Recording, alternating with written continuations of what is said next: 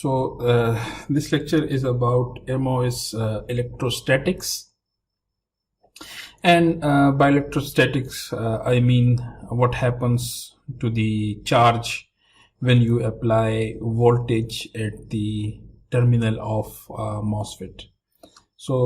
We know that ID was equal to this was Qn, and this is a function of VGS and VDS, and then we had velocity, again a function of VGS and VDS.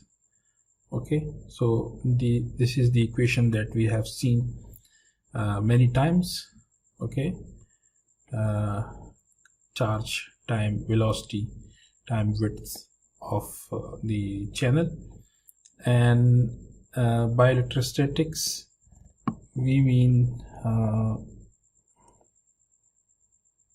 this quantity.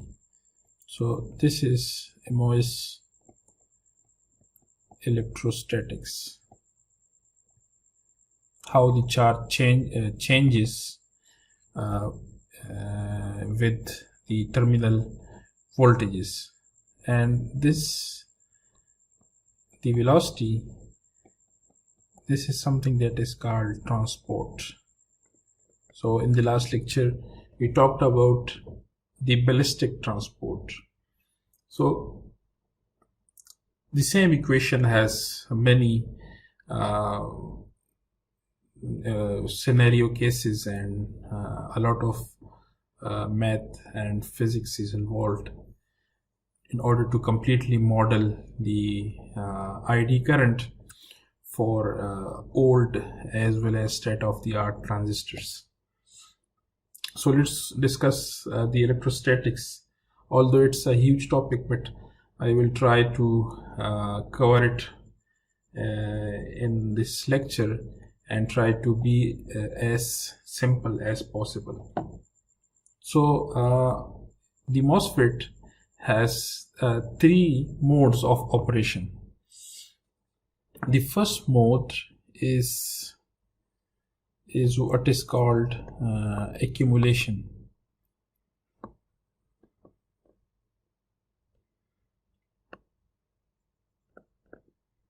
So in the accumulation, what happens that when you apply a negative gate voltage, okay, then the positive p-type material are attracted towards the gate, and this is called accumulation.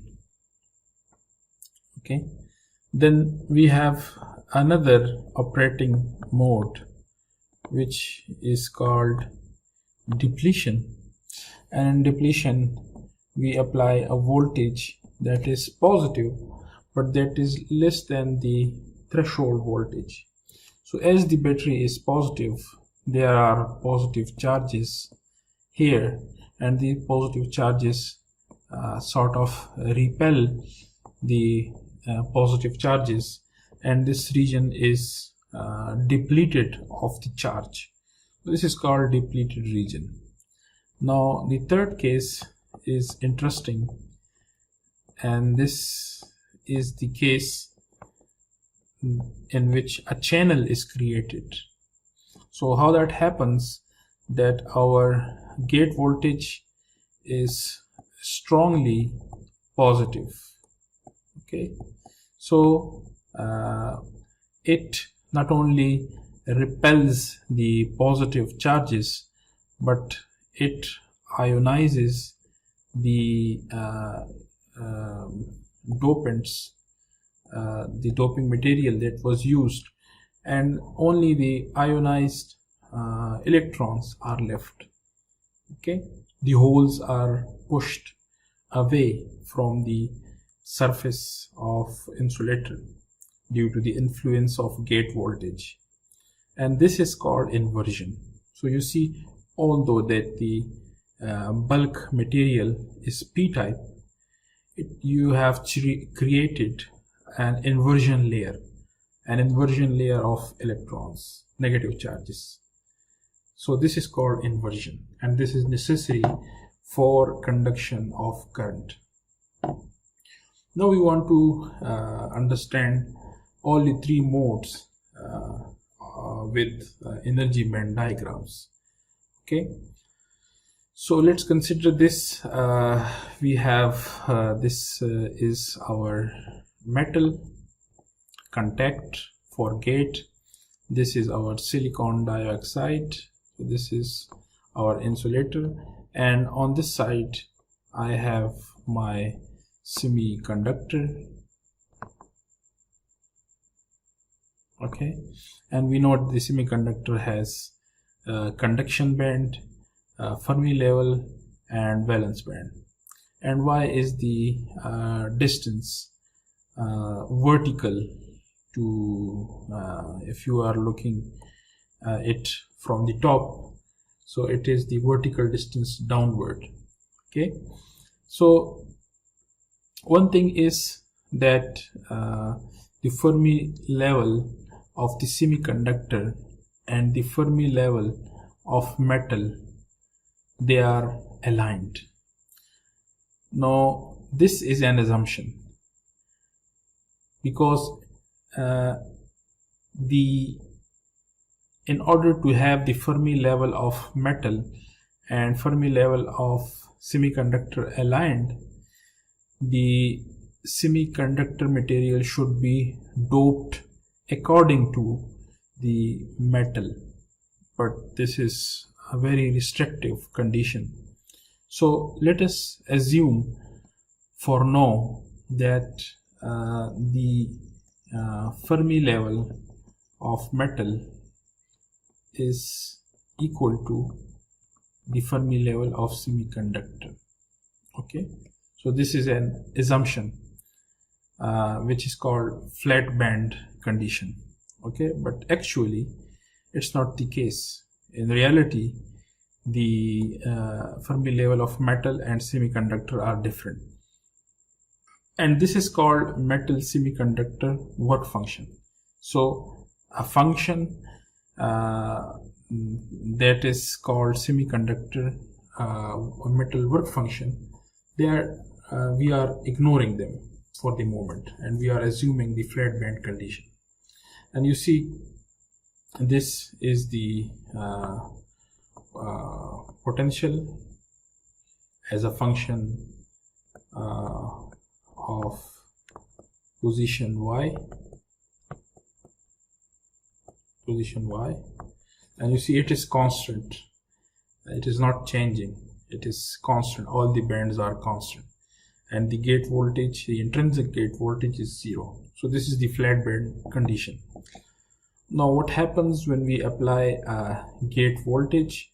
So when we have Vg that is greater than 0, now in this case what happens is that we have seen this before, that the bands go down.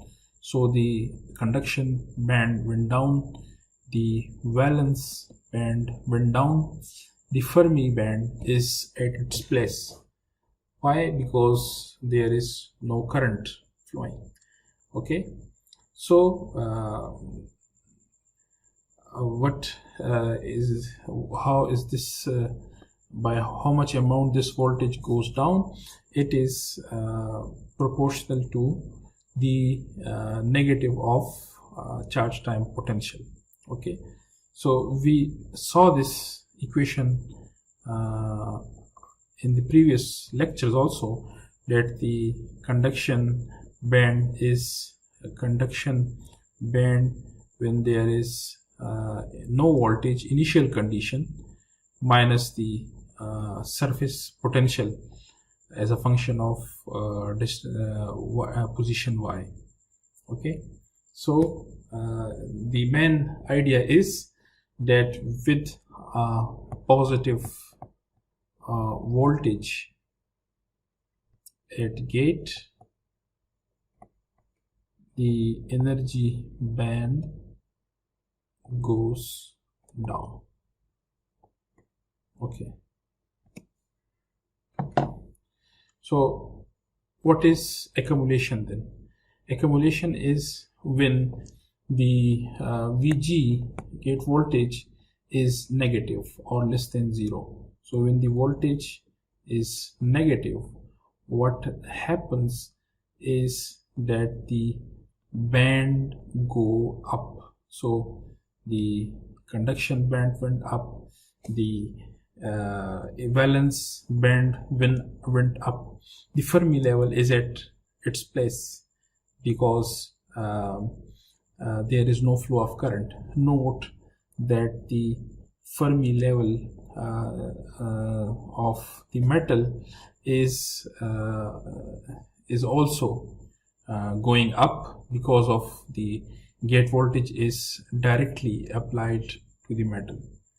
Okay, so the surface potential, what is the surface potential? Y of psi of this. Okay, it is less than 0, it is negative because it is always opposite to the band. So if the band is moving up, the surface potential will move down and vice versa.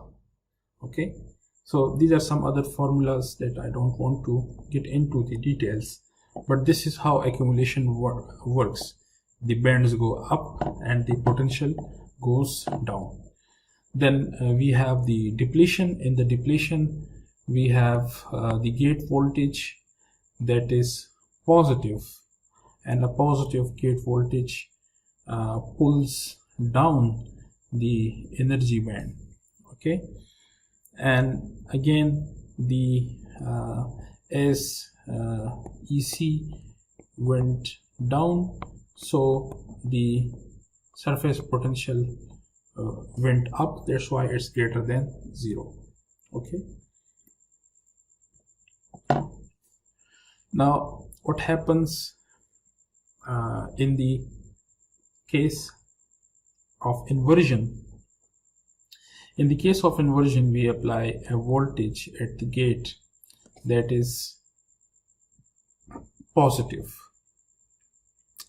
by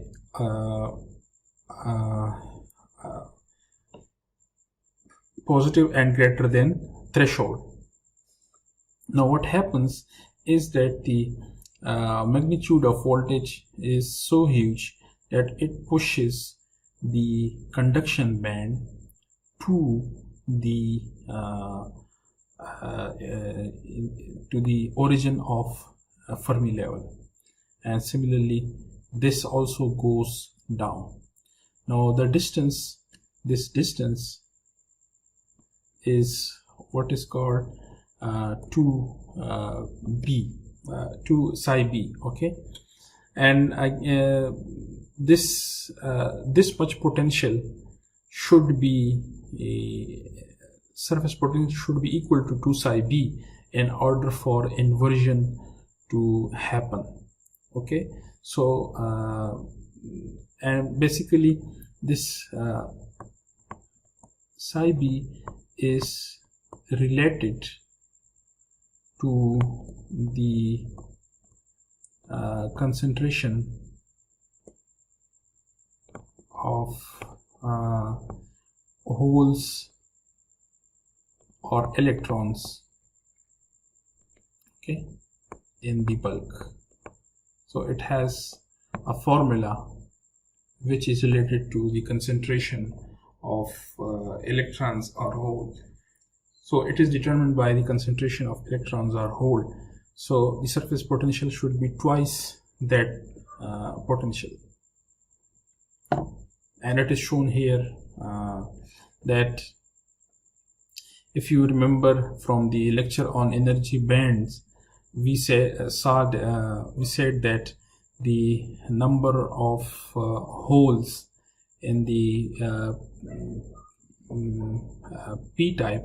So if you remember that in the p-type, the conduction, the Fermi level was near here. So this is the p-type region and this is the n-type region. Okay, and q psi b is related to the concentration of this is to the concentration of holes, and this side is related to the concentration of electrons. Okay, concentration of electrons. So this should be the condition, that the potential at the surface should be such that the number of electrons on this side and the number of holes on this side are equal. So at that point we say that the inversion has occurred. So this is the condition. We should have the surface potential equal to 2 times psi b, and psi b is equal to kb into T divided by Q natural log of Na divided by Ni. So all these are some of them are constant. This is temperature, this is charge, this is the concentration of acceptor atoms, this is the total number of intrinsic electrons. So psi b is something that is related to the physical properties, concentration of electrons and dopants, acceptors, all these things. So the surface potential should be equal to 2 times psi b, and psi b is dependent on the physical characteristics. So when this happens, then a channel is created, inversion occurs. So this is the condition for inversion. Okay, this is another slide that shows the, so there are a lot of equation in this slide, but let me make it more simple.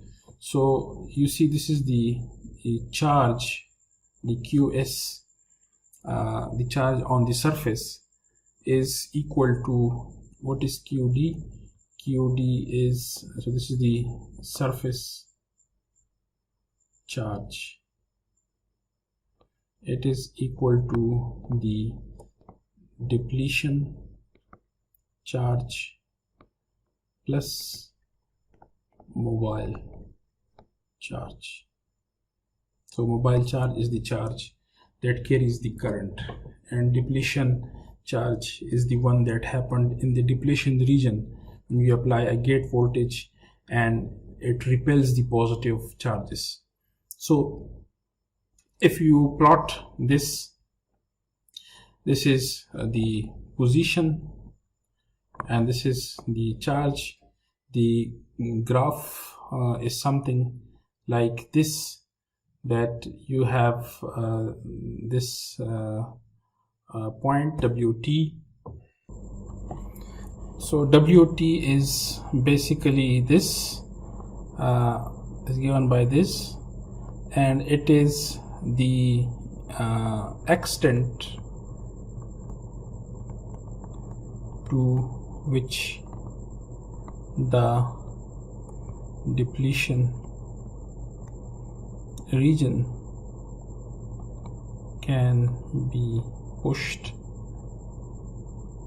into the bulk semiconductor.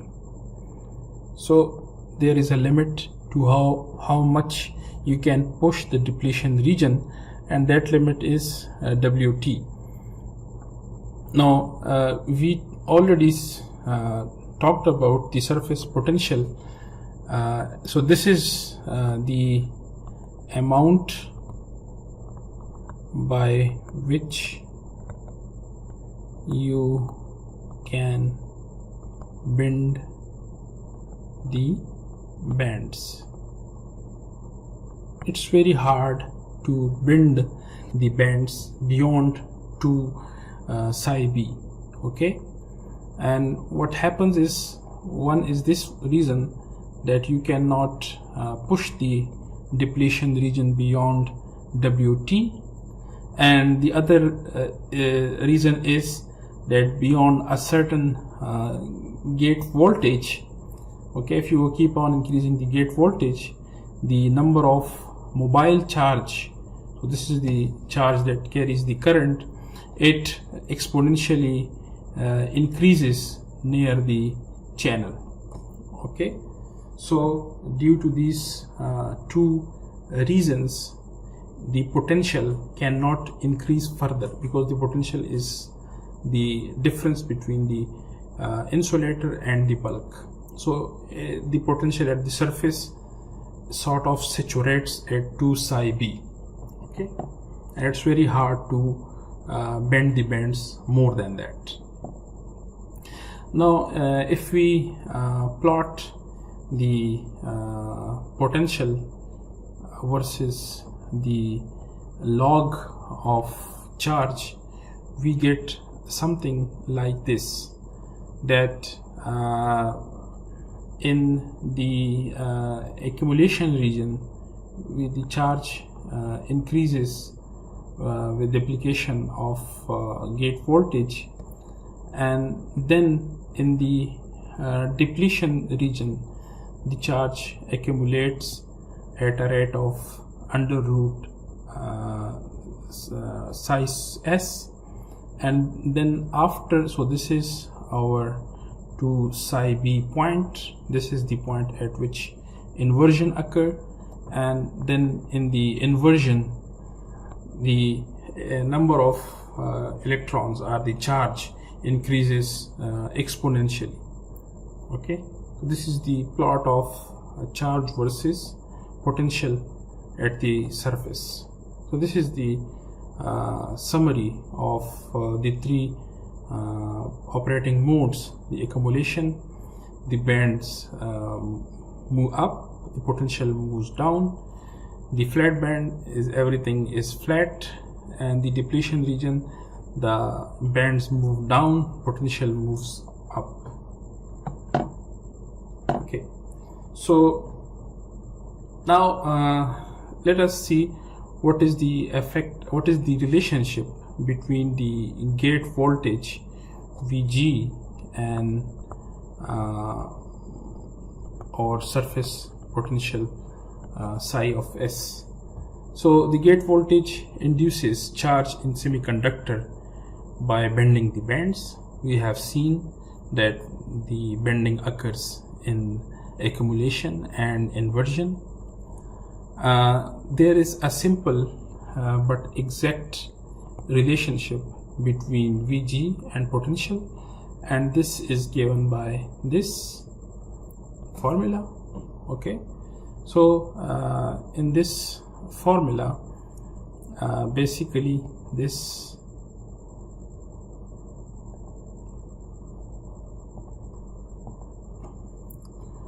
is basically the, you can say, the charge across the oxide. This is the potential across the semiconductor oxide, and this is the potential developed across the inside, between the oxide and the semiconductor. So we have two things: the whole gate voltage gets dropped across the oxide, plus from the oxide to the semiconductor.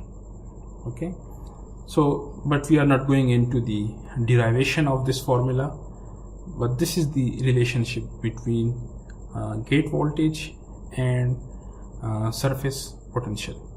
Okay, Cox is the capacitance of the oxide. Then we can have an approximate relationship between the gate and surface voltage, and that approximate relationship is psi of s Vg prime divided by m, where m is 1 plus Cd psi of s divided by Cox, what is CD? It is the depletion capacitance. So as I told you that when the depletion occurs, there is a sort of capacitor that is formed between the oxide and the bulk. So the depleted region acts as an insulator. So that's how the depletion capacitor is formed. Okay, so it is equal to 1 plus depletion capacitance is a function of the surface potential. It will be more near the surface and it will be less away from the surface. Okay, then if you remember that at the start we said that the flat band voltage is 0. We said that the Fermi level of metal is equal to the Fermi level of semiconductor, but this was an assumption. In reality, and in that case the flat band voltage was 0, but in reality this is the formula of the flat band voltage, and we don't go into the details of what are the individual quantities, but the final equation for the gate and the surface potential is this one, that the gate voltage is the flat band voltage minus charge in the surface charge divided by oxide capacitance plus psi s. So again we come to our virtual source model. So the virtual source model that we discussed was level 0. Okay, and in that if you remember that we had the virtual source which was Cox time VGS minus VT, but as we saw in this lecture that the charge has a more complicated form. It goes exponentially in the accumulation region, then it goes like this as a square root of surface potential, and then beyond 2 psi p it moves again with the exponential flow. Okay, so now we want to update the charge inside the virtual source model, and that will give us the level 1 virtual source model. So here is our charge as a function of the VGS. Okay, so in this beyond VT, this is the threshold. Above threshold region it is equal to this, and below it is equal to this one. Okay, so if this is another let's say more complete charge, Qn means charge in the channel. Okay, so it's a more complete formula, and we want to put this formula in the virtual. You see this formula has the double factor also, so I don't want you to get afraid of this formula. I will not ask you to write these formulas or remember them. I just want you to know that what the formula means, and obviously not all the quantities in it, but some of the quantities that we have discussed. So this is the level 1 virtual source model. You see equation number 2 is modified. Before equation number 2 was something like this, that it was Q was something like, if I remember correctly, it was Cox minus Cox VGS minus VT. So that was the charge at the virtual source. Now the formula is not only for the virtual source, but it is valid along the whole channel. Okay, so it is valid along the whole channel. So this is level 1 virtual source model. The rest of the things are the same. So we stop here.